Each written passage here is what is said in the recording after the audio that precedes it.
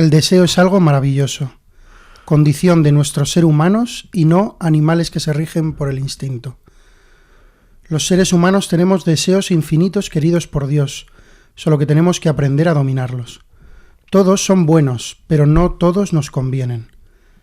La solución es no quedarnos a medias en nuestro deseo, tratando de poseerlo y agotarlo, haciendo aquello que nos apetece, asegurándonos que nos satisfará, y mirar más allá, al verdadero punto final del deseo originario.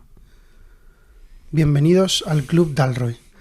Estamos con Javier Rubio, un tomista posmoderno. Me ha gustado. Y estamos aquí con Juan Serrano, el heredero de Luigi Giussani, metido a filósofo además en la senda de Zubiri, que yo no sé si eso es muy coherente con Giussani, algún día nos lo tendrá que explicar. Y se puede leer mi tesis, quien quiera, para comprobarlo. Sí, vamos, en cualquier día. Y tenemos con nosotros a Ángel Barahona. Tenemos la inmensa fortuna de tener con nosotros a Ángel Barahona, que además de ser nuestro jefe en el Departamento de Humanidades, es el primer invitado al que hemos invitado una segunda vez. Y le hemos invitado una segunda vez porque acaba de escribir un libro estupendo que tiene mucho que ver con nuestro podcast en muchos sentidos, y no hemos querido dejar pasar la oportunidad de recién, con el libro todavía calentito, recién estrenado. De hecho, el fragmento con el que hemos empezado a leer es de este libro, sobre el amor en tiempos incrédulos. Pues le hemos pedido que comparta con nosotros alguna reflexión sobre este libro, y de hecho de eso vamos a hablar hoy. Así que nada, muchísimas gracias. Bienvenido, Ángel, otra vez, y muchísimas gracias por estar con nosotros en esta que es literalmente tu casa, porque grabamos en la universidad. O sea que tú eres más de aquí que nosotros, pero bueno. Entonces, por empezar por el principio, no sé si nos puedas contar un poco sobre la historia de este libro, su génesis. Entiendo que esto nace de distintas conferencias, distintas charlas, según explicas tú mismo en el libro, pero no sé si nos puedas hablar algún detalle más sobre cuál es la intuición que te ha llevado a... Sí, la verdad es que es una recopilación de conferencias y de charlas que he ido dando por ahí, en las que veía que la gente estaba súper interesada en los temas que me proponían tratar, ¿no? Y al final siempre decían lo mismo: ¿y hay algo escrito sobre esto? Y digo, pues está claro que lo tengo que escribir. Hombre, yo las escribía previamente, todas las charlas o conferencias, ¿no? Y había hecho una especie de sumatorio, pero no había pensado nunca ponerlas en orden. Y fue a consecuencia de una tutoría que tuve en un momento determinado, ¿no? De una alumna, que yo le había mandado leer un libro sobre el eros agónico en el que vivimos, ¿no?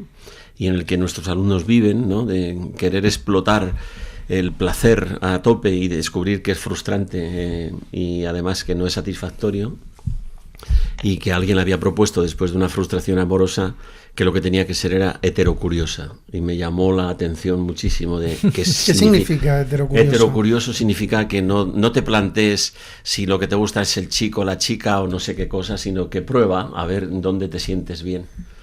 Pero prueba en el sentido simplemente de una experiencia hedonista, ¿no? De prueba a ver si encuentras tu media naranja o encuentras un árbol donde arrocarte para siempre. No, eso no estaba en sus planes.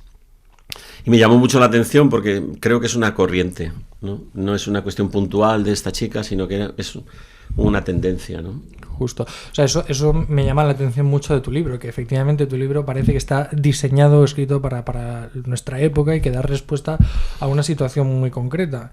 Y de hecho, yo quería arrancar un poquito por ahí, porque la primera parte del libro, de hecho, te dedicas a hablar de las relaciones humanas, de las relaciones en pareja tal y como se dan hoy en día en nuestro mundo, un mundo de redes sociales, un mundo de medios de comunicación, vamos a decir así, como de una hiperinflación de encuentros virtuales, y a la vez de una devaluación de presencialidad, y una hiperinflación de sexo y de sexualización, y a la vez pues una especie de empobrecimiento de las relaciones sexuales estables, duraderas, significativamente. Todo eso lo tratas tú en la primera parte. Un mundo narcisista lo llamas, ¿no? Efectivamente. Una sociedad narcisista. Eso es. No sé si nos podrías explicar un poco a qué te refieres cuando hablas de este mundo narcisista y las distintas soluciones que propones. Bueno, la idea es fácil de entender. Yo a lo mejor es una especie de prejuicio que tengo yo, pero a mí la impresión que me da es que las relaciones amorosas se han banalizado.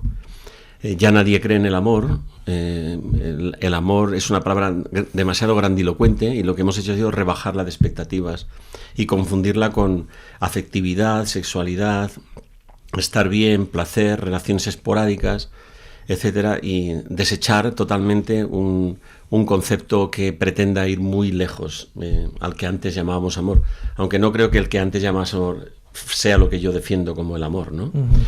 Entonces, lo que yo encuentro es que, en el fondo, cuando uno va a una relación actualmente, ¿no?, es tal la deuda de amor hacia sí mismo que tiene, que lo único que busca en el otro es la ratificación narcisista de que hay algo de mí salvable, hay algo de mí amable, hay algo de mí que puede ser atractivo para mí mismo a través de la mirada del otro. Entonces, usamos al otro como un espejo, que nos devuelve, como en el cuento de Blancanieves, quién es más bello que yo. Pero es una necesidad de ratificación, porque en el fondo no me quiero a mí mismo. Justo. Y ese es el punto. Entonces... Pero es en cierto modo paradójico, ¿no? Porque es el decir, busco la afirmación de mí en el otro, cuando ni siquiera es una afirmación que yo ni siquiera tengo yo mismo. A pesar de que vivimos en un mundo en el que continuamente nos están bombardeando mensajes de autoafirmación, mensajes de mírate al espejo y sonríete, quiérete a ti mismo y demás. Como que no conseguimos dar con la solución. Pero no, perdón, por puntualizar. ¿No creéis que en cierto sentido este movimiento es verdadero? Quiero decir que la crisis de identidad personal tiene que ver con la ausencia de alguien que me afirme radicalmente tal y como yo soy. O sea que la expresión... Ha hecho el spoiler de lo que digo en el final del libro, porque evidentemente eso es lo que hay. Claro, eso es. A una carencia de alguien que te ame realmente como eres, buscas un sucedáneo. Pero justo lo que tú decías, ¿no, Javier? Que dime de qué alardeas y te diré de qué careces, ¿no? En una sociedad que está todo el rato afirmando eso, lo que está diciendo es, amadme, por favor, queredme como soy, no me queráis cambiar, afirmarme en aquellas cosas que son para mí escándalo de mí mismo. Decidme que hay una esperanza, decidme que hay un sentido, decidme que hay una relación que puede ser eterna, decidme que hay un amor que traspasa las fronteras, los límites que yo establezco por el miedo que tengo a la relación con el otro. Decídmelo, es un grito, ¿no? Uh-huh. Que lo que tiene como consecuencia es la soledad, ¿no? Yo creo que los chicos ahora mismo viven en una especie de desconfianza total del futuro, tienen miedo al otro y en el miedo al otro se refugian dentro de su soledad, pero saben que lo necesitan. Entonces, un amor que es necesidad no es amor, porque el amor está en relación con la gratuidad, pero para la gratuidad hay que hacer un acto de confianza, y para hacer un acto de confianza tienes que tener seguro que el amor tiene un sentido y que hay alguien que ratifica ese sentido. Tienes que tener conciencia de que alguien te afirma radicalmente. Eso es lo que sucede. Exactamente. Que es la verdadera liberación. Fíjate que Giussani, el sentido religioso, habla de las consecuencias él la llama actitudes irrazonables ante el interrogante último, que en realidad son las consecuencias del cambio de paradigma de la modernidad. Frente a nivel filosófico del realismo al idealismo, en nivel existencial podría decir, frente al yo soy afirmado por otro, yo me afirmo a mí mismo de modo radical y concibo la libertad como una ausencia absoluta de coacción, que es la muerte del amor en definitiva. Uh-huh.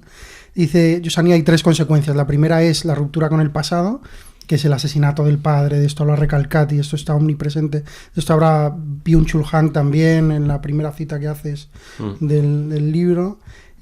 La segunda es, precisamente, si no hay pasado, no sé quién soy, me tengo que estar haciendo a cada instante, la incomunicabilidad. Ya no podemos hablar, porque no hay sujeto, porque no hay capacidad de comunicar algo. Estamos charlataneando todo el rato y, por lo tanto, una soledad absoluta. Y la última consecuencia, que es paradójica, que creo que hablas de esto en el libro, es la pérdida de la libertad. O sea, en el 68, que es la afirmación de la libertad hasta el extremo, en el fondo es la pérdida incluso de la libertad de elección, de la libertad más sencilla. Y hacemos todo lo mismo, subimos las mismas fotos a las mismas redes, nos vestimos del mismo modo. Esto también habla Girard muchísimo, ¿no? En esta primera parte del libro creo que hace referencia a esto. La motivación, otra de las motivaciones por las cuales se escribe el libro es el impacto que causó leer a Ellen Berger en Los Fuegos de la Libertad. Que es justo esto, lo que tú acabas de decir, que realmente un mundo que se pretende libérrimo resulta que es el más esclavo que existe, ¿no? El más hiperregulado, el más miedoso, etcétera, ¿no? Todos son normas de tráfico, ¿no? De alguna forma, ¿no? Y multas cuando no eres políticamente correcto o cuando te sales un poquito del tal. Y fue leyendo el libro de Ellen Berger, Los Fuegos de la Libertad, donde una cosa que me sucede continuamente, ¿no? Yo cuando voy a los filósofos a estudiarlos, incluso no, casi siempre aquellos que piensan lo contrario que pienso yo, voy a ver su biografía, porque sé que está motivado todo lo que dice. O sea, no hay un pensamiento aséptico, neutral, abstracto, que de repente se organiza, ¿no? Sino que está preñado de biografía, ¿no? Y en ese libro que está dedicado a las mujeres, digamos, más emblemáticas del siglo XX, Hannah Arendt, Simone Weil, Ayn Rand, hay una dedicada a Simone de Beauvoir. Y cuenta la historia de una paranoia psicótica entre Sartre, Olga, que era una chica alumna que Simone de Beauvoir le proponía a Sartre para montar un triángulo amoroso, ellos llamaban la familia, ¿no? Donde tenían unas relaciones libérrimas, ¿no? Sexualmente hablando, Sartre probaba todo, ¿no? Y Simone de Beauvoir se lo ponía en la mesa. Ella estaba enamorada de forma idealista, romántica, pero quería satisfacerle, ¿no? Y en esa especie de libertad a ultranza que se proponía en el 68, de repente te encuentras unos cuantos párrafos que dicen que Simone de Beauvoir estaba hecha polvo, destrozada, frustradísima, que esa relación no la llevaba a nada trascendental, ¿no? En el sentido trascendental de que vaya un poquito más lejos en el anhelo de amar, ¿no? Y que realmente tampoco a Sartre le satisfacía esto, aun cuando tenían esa relación, ¿sabes?, tan curiosamente moderna, ¿no?, para aquellos tiempos, ¿no?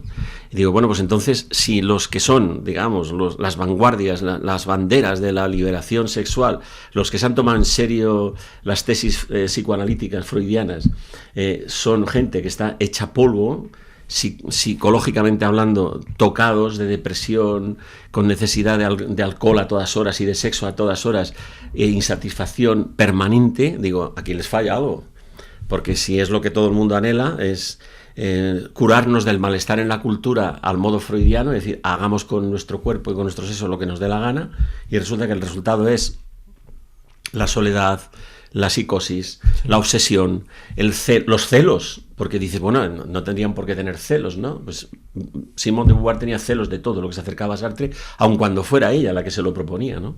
Y lo cuentan en este libro, que es, para mí fue impactante, ¿no? Ver también a Ayn Rand, ¿no? Una mujer libérrima y bandera de todo, y resulta que era una pobre desgraciada, ¿no? Desde el punto de vista psicológico, es decir, que su biografía no ratificaba una coherencia felicitante con sus ideas, ¿no? No había congruencia. Sí. Y yo aquí tengo dos dudas o dos cuestiones que quería plantearte que a mí me han surgido leyéndome este primer capítulo. La primera, más que una duda, ha sido una idea feliz que me ha surgido, creo, porque tú hablas de que una de las consecuencias de este proceso de deseo frustrado, de deseo desordenado, de incapacidad para dar cuenta de ese deseo fundamental originario que todos tenemos, pues ha originado una ruptura en el amor, y hablas de la ruptura del eros respecto del agape. Y claro, nosotros nos solemos fijar mucho a veces en la cuestión del eros, ¿no? Por distintas circunstancias que no creo que haya que analizar, pero vamos, como que estamos muy obsesionados con el hecho del sexo por el sexo y ya está, y la necesidad de que haya algo más, ¿no? Como tú decías, de trascender un poquito a eso. Pero tú mencionas también otro tema que a mí me ha interesado muchísimo, que es que también se dan situaciones de agape partido, ¿no? Pues eso, de vivencias puramente espirituales, de un amor que que al ser puramente espiritual o al estar partido del resto de sus dimensiones necesarias, pues también es insuficiente y también se muestra estéril.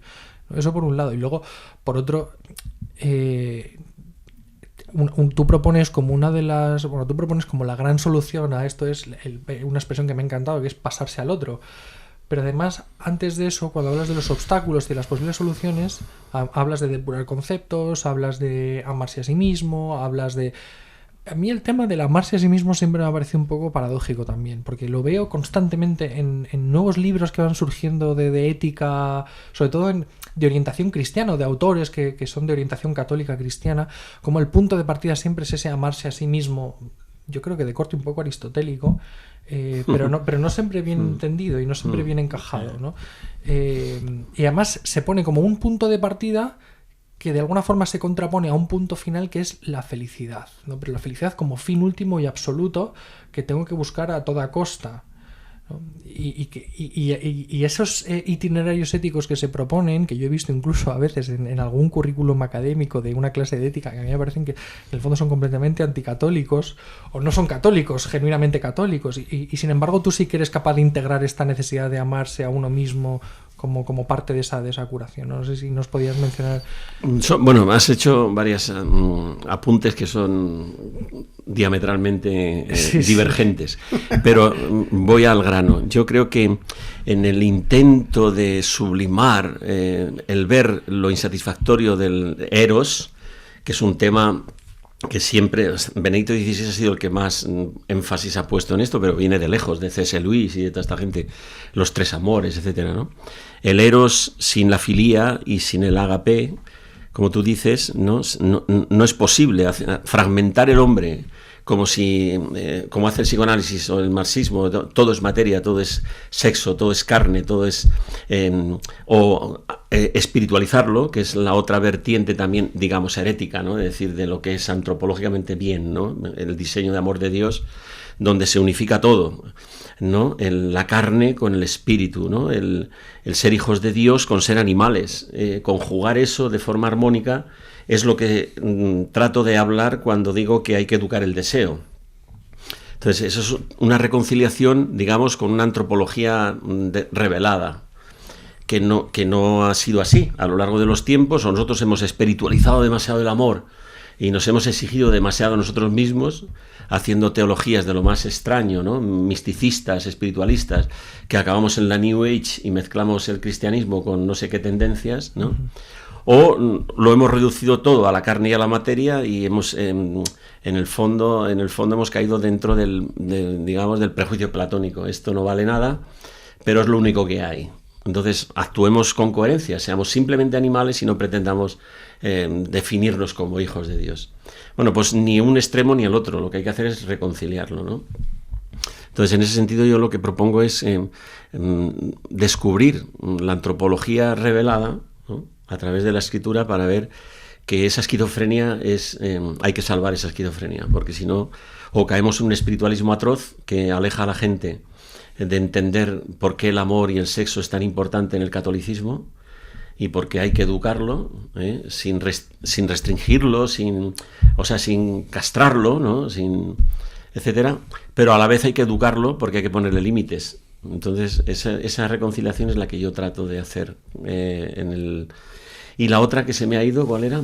El tema del amarse a sí mismo. El amarse a sí mismo. Eso también es muy importante, porque amarse a sí mismo solamente es posible si uno se conoce a sí mismo. Pero no solamente si se conoce a sí mismo, porque eso sería Sócrates y poco más, y alguna cosita más de psicología actual, ¿no? Amarse a sí mismo es absolutamente imposible si el que dice que tiene que amarse a sí mismo no ha sido amado por otro.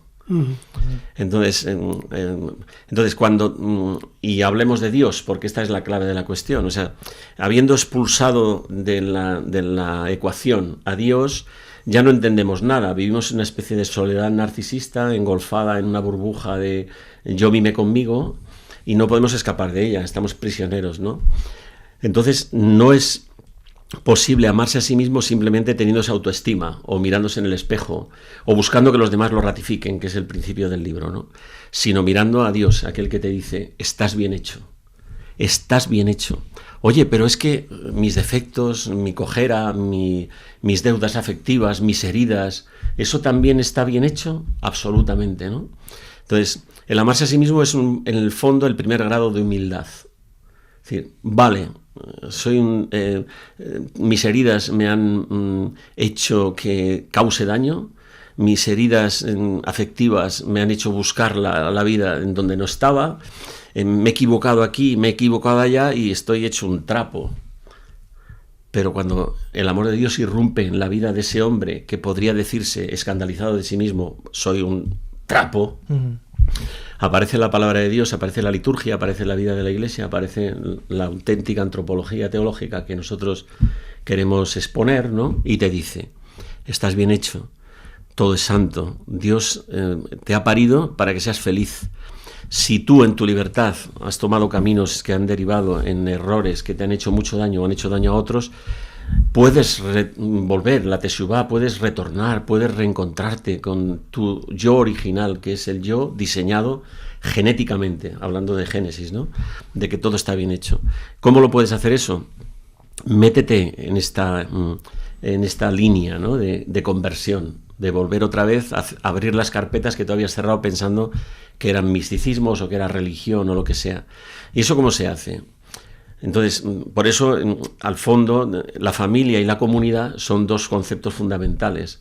Uno solo se conoce en comunidad, porque es donde queda en evidencia cuáles son aquellas cosas que a otros les hacen daño de tu egoísmo, de tu forma egocéntrica de ver el mundo. Y la corrección del otro, que es la parresía, que es fundamental ese concepto, es te dice lo que no quieres oír o lo que tú a ti mismo no te atreves a confesarte. Pero a la vez, en la parresía, de fondo, está el principio fundamental de los vasos comunicantes, ¿no? Que es, porque Dios nos ama, yo te amo a ti. Porque Dios me ama a mí, yo te amo a ti. Porque Dios me corrige a mí, yo te puedo corregir en verdad, a utilizar contigo la parresía. Y convertir un entorno de individuos aislados, atomizados, solitarios, en el cuerpo de Cristo, que es la vida de comunidad. Y eso se empieza educando en la familia, en una liturgia doméstica, y se sigue en la vida eclesial. El amarse a sí mismo, por lo tanto, no es una cosa egocéntrica, de satisfacción psicológica o psicologista, sino un encuentro con otro, que te ratifica que eres digno de ser amado y que estás hecho para la felicidad y que eres, o sea, de que estás bien hecho, ¿no? Es así de simple. Lo único que pasa es que en ese juego maravilloso del diálogo que Dios establece con nosotros en la historia, que es esponsal, el crecimiento en esa madurez en la fe, pues tiene fallos, tiene caminos que se bifurcan, tiene pequeños lapsus. Entonces, pero como la Iglesia nos ha enseñado a través de la Escritura, siempre hay una posibilidad de perdón, de retorno, de reconciliación, de volver a mirar la historia con los ojos de Dios, no con los ojos de los hombres que siempre te juzgan mal, ni con los tuyos propios que siempre te juzgas mucho más severamente de lo que Dios lo hace. Esto conecta, creo, con lo que decíamos al principio, esta necesidad de ser afirmado radicalmente, pero al mismo tiempo, claro, fuera de la Iglesia, fuera de la familia, donde lo que prima no es que el otro es afirmado porque es guapo, porque es alto, sino porque es hijo.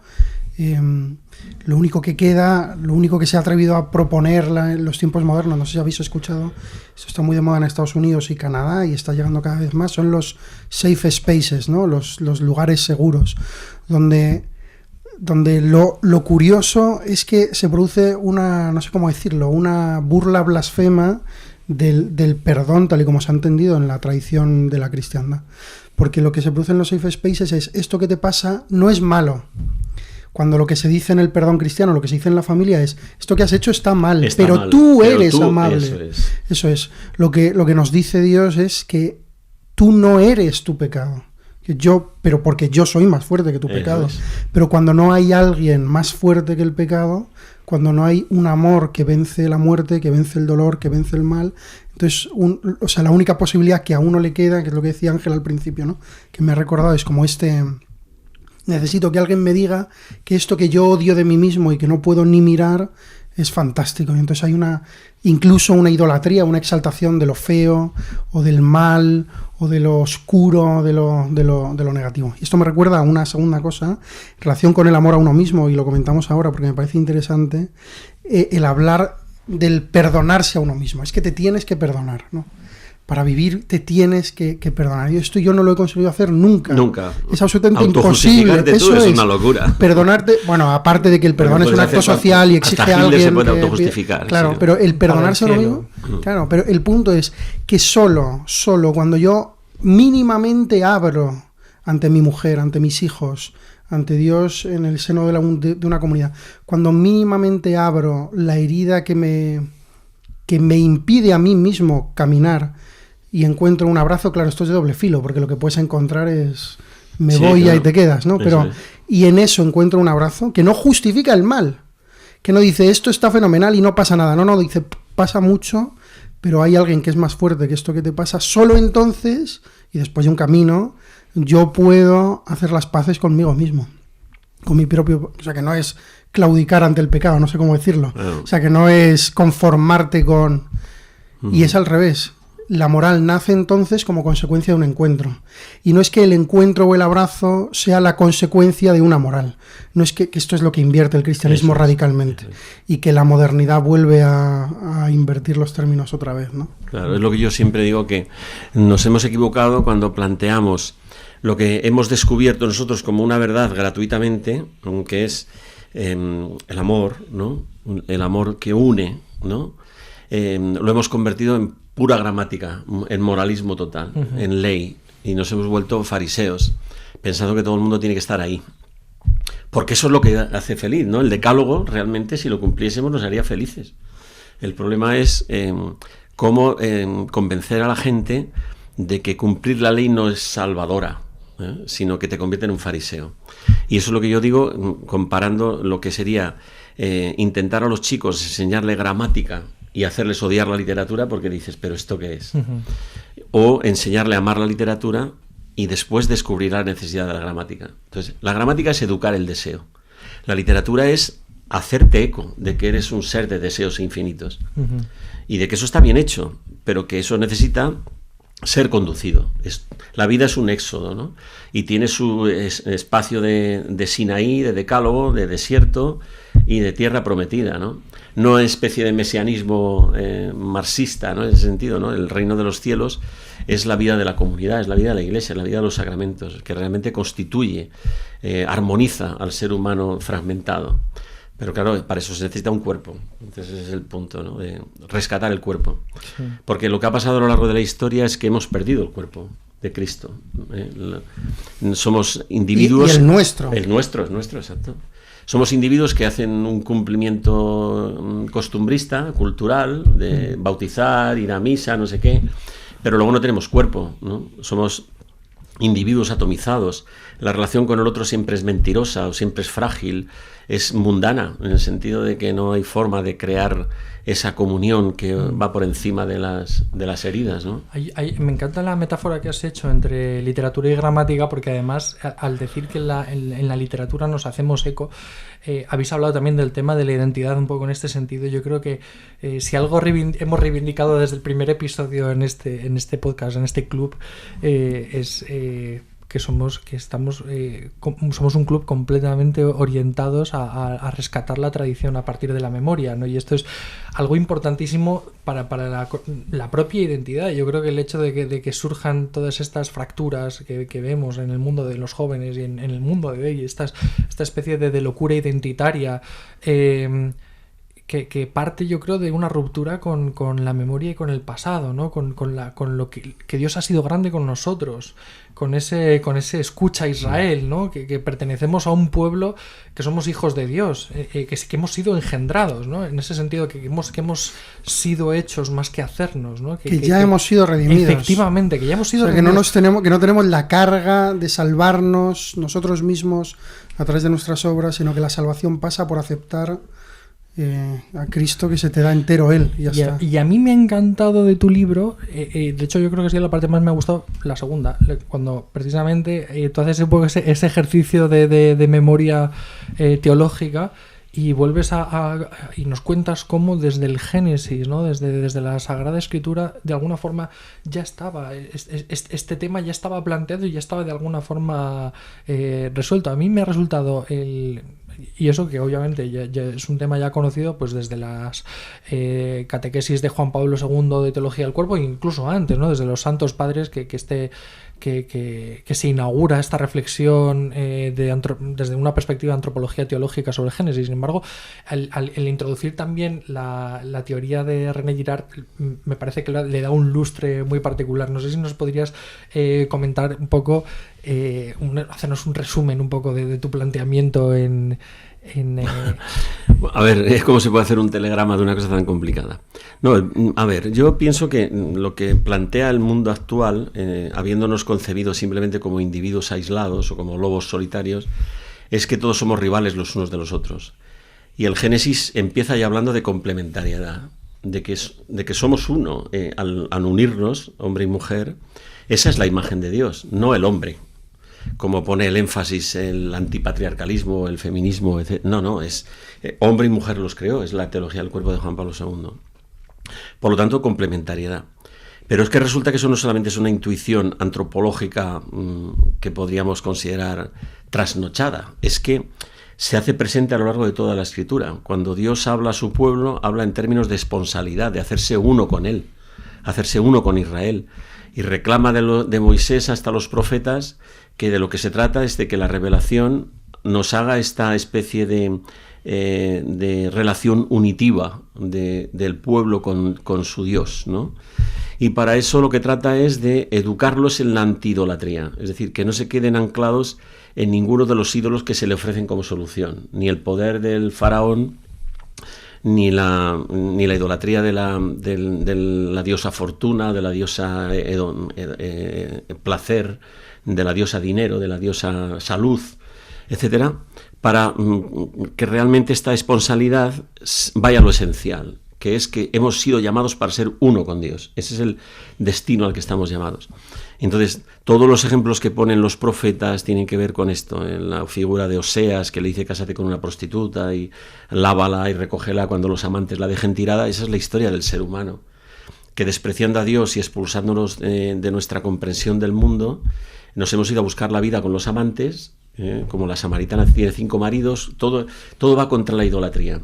Entonces, reunificar, que la relación, o sea, volver otra vez a pensar de nuevo en qué consiste la relación del hombre con Dios, en términos de esponsalidad, que es los místicos, es el cantar de los cantares, pero es San Juan de la Cruz, es redescubrir una antropología de la relación, el hombre como ser relacional, pero relacional con Dios, porque si no yo con el otro solo soy su enemigo y su rival.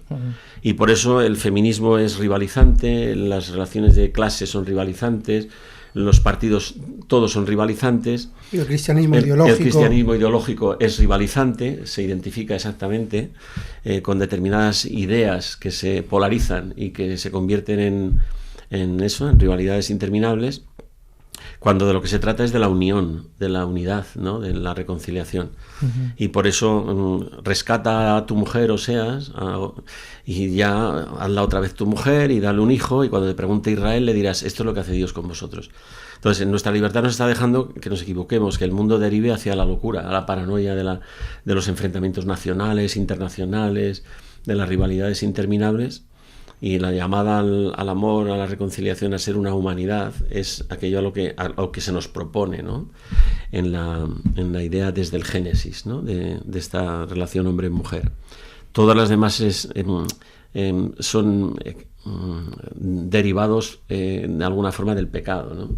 Lo que nos hace sufrir realmente. Es muy interesante que la propuesta bíblica, ya desde el Génesis, pero no solo, está en los profetas, está en todo el Pentateuco, pero está en los reyes, está en David también, que tiene esta relación donde es patente su pecado y aún así recibe una llamada tras otra. Un hombre según el corazón de Dios. Que la relación, eso es, que la relación que Dios quiera entablar con su pueblo no sea solo paterno-filial, que también lo es en otro sentido, sino que es esponsal, porque en la esponsalidad se exige una libertad absoluta para que el otro diga sí. Se puede resumir la Biblia entera en que Dios le dice a los hombres: ¿queréis casaros conmigo? ¿No quieres casarte conmigo como pueblo entero?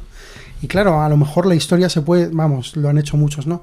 La historia se puede leer desde este no, la historia del pueblo de Israel es clarísimo, ¿no? Como de una tozudez y Dios que otra vez vuelve a ellos, ¿no? Como que, pero la historia de la Iglesia y la historia de la modernidad exactamente igual. Hasta derivar incluso en un no sé, esto yo creo que enlaza con la tercera parte del libro, ¿no? Y el olvido del padre, la ausencia, o sea, que Recalcati yo creo que lo recoge con una inteligencia en la edad contemporánea maravillosa, cuando habla que ya no hay complejo de Edipo sino complejo de Telémaco, que es interesantísimo, ¿no? O sea, el hijo abandonado viendo a su madre llena de otros pretendientes esperando a que su padre regrese, ¿no? Es la ausencia del padre, porque efectivamente Nietzsche lleva razón en que hemos matado a Dios, o sea, hemos matado al padre, hemos matado aquello que nos prometía, que quería con nosotros una relación de este tipo, esponsal. Claro, yo por eso esa última parte de decir, ¿y cómo se redescubre aquello que hemos ido expulsando, ¿no? En nuestro afán de distanciarnos de Dios, de quitarlo de en medio, ¿no? Como Nietzsche escenificó de una forma tan estética y tan bella. Redescubriendo otra vez la paternidad de Dios. Ese es el punto, ¿no? Es decir, como pueblo, Dios es el esposo que busca a la esposa y que le da una oportunidad detrás de otra oportunidad, pero como Dios en relación con nosotros es el padre, como el hijo pródigo, que está esperando que volvamos nosotros, que retornemos, ¿no? La teshuva. Y eso cómo se hace, ¿no? Entonces, el ejemplo de David que has puesto a mí me parece magnífico, ¿no? Porque es un hombre que es un hombre posmoderno, o sea, tiene 1000 concubinas como su hijo Salomón, y aún así su apetito no se sacia. Ve a Betsabé y se le pone en el horizonte del deseo. Y como es rey puede permitírselo, ¿no? Yo ahí, desde ese punto de vista, antropológicamente me siento ese rey de mi pequeño reino de taifas, de mi pequeño reino de Ikea, de mi apartamentito, donde dispongo de mi deseo como me da la gana, porque Dios no existe, pero descubro después que eso tiene unas consecuencias tremendas. El hijo que nace de esa relación, tal, la verdad que me denuncia el profeta, que en este caso es la Iglesia, que es vilipendiada porque dice lo que nadie dice y va a la contra de lo que todo el mundo está diciendo como una corriente de pensamiento único que es terrible, que no ha entendido nada de la revelación y no ha entendido nada de quién es el ser humano, sino que lo ha reducido al animal. Y hace falta una palabra al respecto, ¿no? Y viene el profeta y le dice, mira, la ovejita, el ejemplito del pastor, tú te has aprovechado de este hombre que solo tenía su oveja para hacer un festín, cuando tenías cientos de rebaños y de todo el tinglao. El hombre, según el corazón de Dios, y esto es la educación del deseo, reconoce humildemente que ha sido un pecador, egoísta, malvado, maquinador, asesino de Urías, adúltero.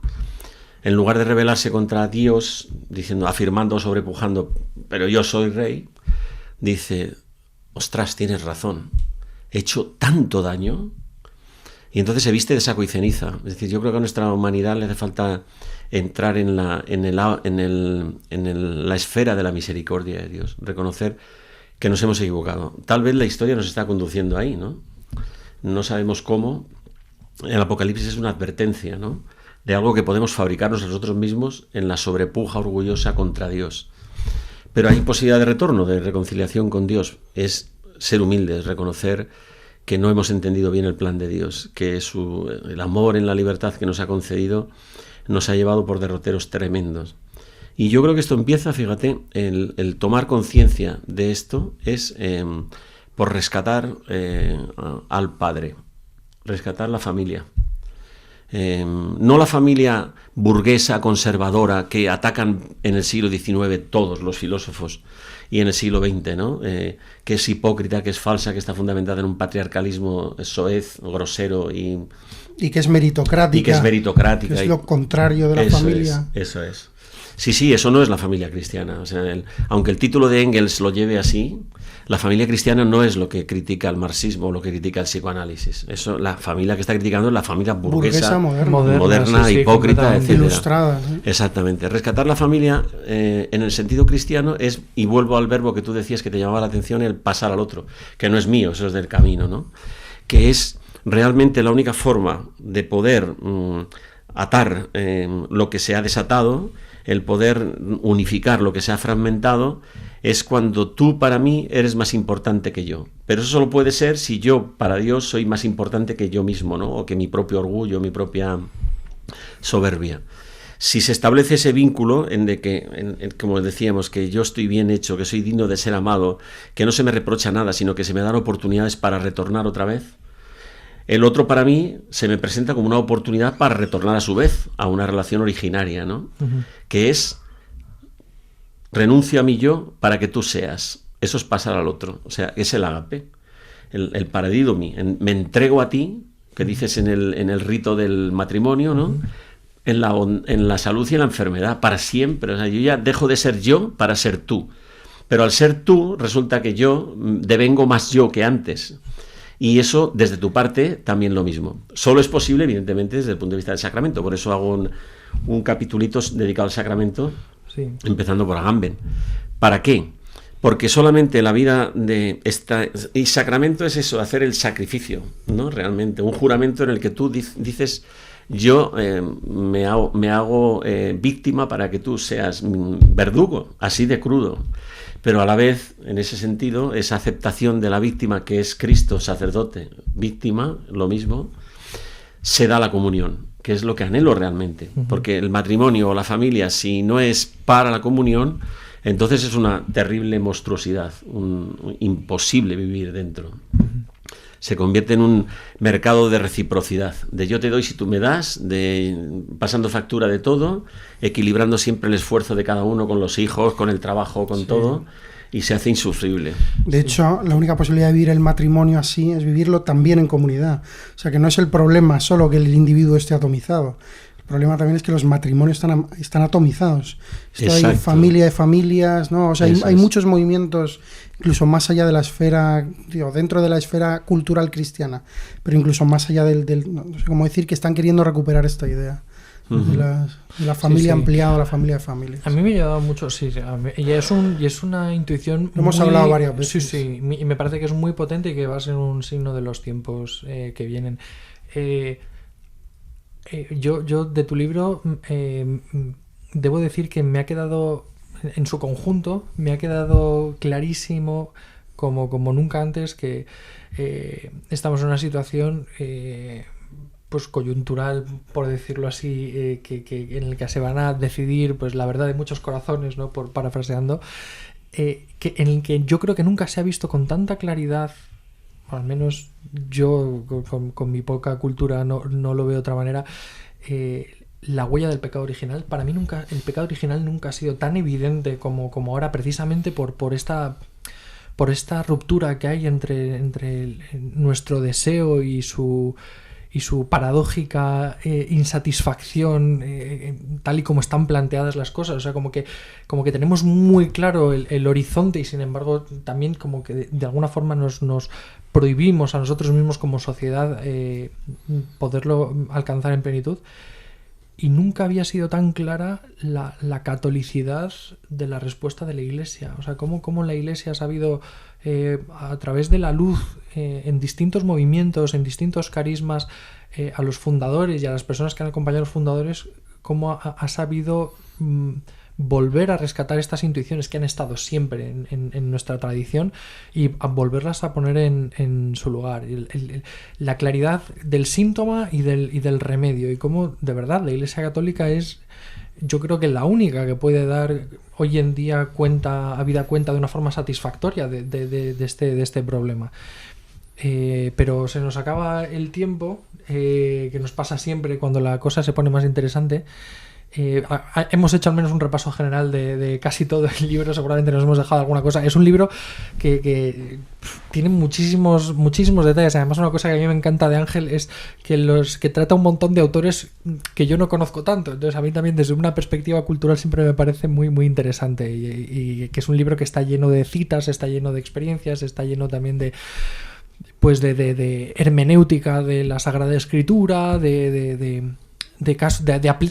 es un libro que está, yo creo que pensado para aplicarse, para a la luz de lo que se lee en este libro, pues hacer un examen de conciencia de la propia vida y Y volver a rescatar y volver a retomar todos estos temas que son tan importantes y que son tan Pero tú lo has verdaderos. dicho, yo creo que la clave está en volver a la teología, realmente, a la esencia. Porque lo que hemos hecho ha sido expulsar de la reflexión filosófica el pecado original y la redención, hemos expulsado la cruz, hemos expulsado la resurrección de Cristo y ya no entendemos nada. Porque lo que hay en el pecado original es un acto de libertad suprema, soberbia, que afirma permanentemente que yo soy Dios y Dios no existe, y las consecuencias es lo que estamos viendo, que aquello que se ofrecía como liberación sexual o como liberación de los lazos familiares que ataban y no sé qué, al revés, ¿no? Esa liberación no es tal liberación, sino que es una especie de proclama del individualismo, de la soledad, del desastre, ¿no? De la desconfianza del otro y tal. Y ahí viene la cruz como el antídoto del veneno. Porque la cruz es aquello que te invita a pasar al otro, es decir, mira, esto no es un Dios masoquista, un Dios sádico que trata de que tú entiendas que tienes que sufrir, no. Es que la cruz es la puerta, la llave que abre la puerta de una forma de vivir nueva, llena de esperanza, porque Cristo ha resucitado. Entonces, proponer otra vez la teología verdadera es el itinerario para rescatar a la humanidad de sí misma y volver otra vez a plantear que el pecado original tiene que ser repensado, y que la resurrección de Cristo tiene que ser repensada y vivida. Evidentemente vivida es el itinerario que nos toca, ¿no? A través del libro, a través de lo que sea, reevangelizar, porque este mundo no ha sido realmente nunca cristiano. La cristiandad es una cultura. El cristianismo es otra cosa, es lo que se ha vivido en los benedictinos, en las pequeñas familias franciscanas, a lo largo de la historia, en paralelo, gente que ha querido tomarse en serio el pecado original y la resurrección de Cristo. Entonces yo creo que en ese sentido actualmente estamos viviendo una primavera de la Iglesia, como decía. Sí. Pues muchísimas gracias, Ángel, pero antes de terminar siempre toca recomendar libros. Juan y yo en este caso lo tenemos fácil porque vamos a tomarnos la libertad de recomendar tu libro, que es muy recomendable, sobre el amor en tiempos incrédulos. De verdad, yo... Publicado, perdón, ¿no? Por decirlo, ¿no? Sí. Publicado en la colección 100x1 de Ediciones Encuentro, que ha salido hace nada. Yo voy a añadir una recomendación. Más estupendo, Juan. Pero para no comernos los libros, voy a añadir una película que se puso de moda hace algunos capítulos, que es La teoría sueca del amor. No sé si lo habéis visto. Sí. Que es un documental que explora... Que es explora la frustración. Es terrorífico. A dónde ha llegado el ser humano. Eso es. Que explora como las últimas consecuencias de seguir esta deriva de independencia y de libertad absolutas en Suecia, en la sociedad sueca. Sí, de soledad tremenda, ¿no? De depresiones alucinantes, de alcoholismo, solitarios, ¿no? Y luego tú, Ángel, también nos querías recomendar un libro. Bueno, es que este libro es muy importante para mí. Ha sido varios años de trabajo. Y Grasset ha sacado una tercera edición porque está de moda con la guerra de Ucrania a hablar de Clausewitz. Y acabamos de traducir, haciendo una nueva traducción porque la que había de Akal no era muy buena. Perdón por el inciso. Pues es lo que hay. Que hemos hecho, ¿no? En nuestro grupo de investigación, que se titula Acabar a Clausewitz. Clausewitz era un coronel que se enfrentó a Napoleón en el siglo XIX y escribió en la cárcel un libro de la guerra que no terminó. Entonces René Girard escribe el Acabar a Clausewitz. Vamos a acabar el libro de la guerra, ¿no? Y es unas conversaciones sobre apocalipsis, guerra, que retratan, y está escrito en el 2007, pero retrata perfectamente, es a consecuencia de lo de las Torres Gemelas, la guerra de Irak y tal. Pero vamos, aplicable una y otra vez. Y claro, Ucrania lo ha puesto de moda este libro. Cuando Grasset lo publica por tercera vez y añadiéndole cartas manuscritas donde hace una confesión de credo católico Girard a su entrevistador, Benoît Chantre, es porque es importante, ¿no? Para el siglo XXI. De hecho, Jean-Marie Domenach, que fue rector de la Sorbona, decía que Girard había que leerlo, ¿no? Era el Hegel del cristianismo. O Michel Serres, que era el presidente de la Academia Francesa, le llamaba... Amigos así, ¿para qué quieres enemigos? Sí, no, pero porque significaba que era... Sí, claro. Sí, entiendo. Y luego, pues eso... Michel Serres, que era presidente de la Academia en aquel momento, lo llamó el Darwin de la cultura, diciendo que la teoría mimética y el chivo expiatorio van a ser para el siglo XXI lo que fue la teoría de la evolución para el siglo XX, como consecuencia de los libros del siglo XIX de Darwin. Porque, ¿qué es la guerra? Entonces, en este libro da respuesta a eso. Pues me recuerda mucho, y esto lo pongo como apunte para acordarme yo mismo de que lo tratemos en otro momento, al libro este de Soloviev, Sí. el de los 4 diálogos y el relato del anticristo, que también parte de una conversación sobre la guerra y terminan hablando del apocalipsis. Exacto. Que, Pues más o menos, sí. Pues es un tema que a lo mejor podemos reservar para, si no para este año, al menos para el curso que viene o para el año que viene, porque además que es verdad que con el tema de la guerra de Ucrania, pues es una cuestión que es muy, muy candente. Pero vamos, tenemos que cerrar aquí, así que nada, muchísimas gracias Ángel y Juan, muchísimas gracias por venir y por esta conversación que ha sido estupendísima, y nada, con esto cerramos la sesión del club de hoy. Muchísimas gracias, Javier. Gracias a ti y gracias a ti. Muchas gracias.